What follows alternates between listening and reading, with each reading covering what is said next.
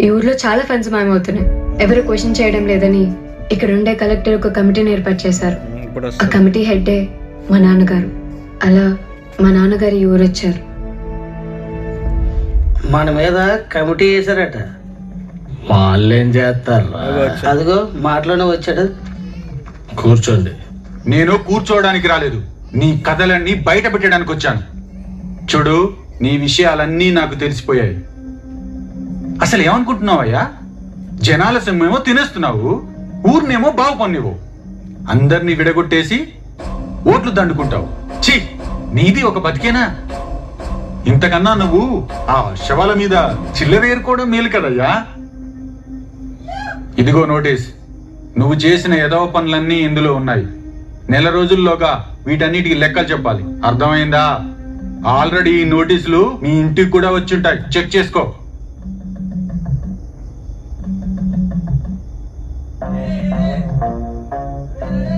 ఇప్పుడు నువ్వు అర్జెంటుగా ఒకళ్ళని కలవాలి.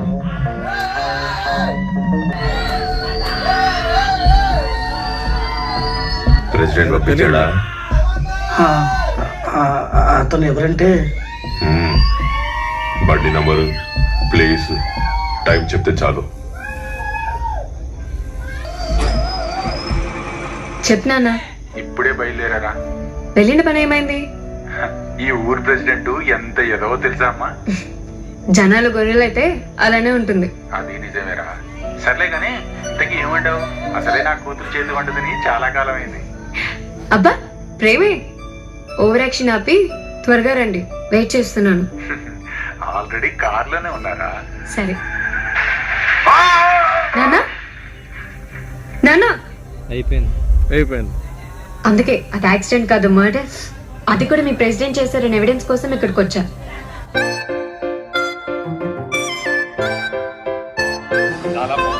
క్లైమాక్స్ మాత్రం అయితే మామూలుగా లేవు.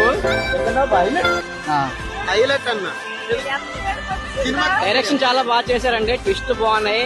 హైలైట్ సూర్యని యాక్టింగ్ మాత్రం గోల్ సూపర్.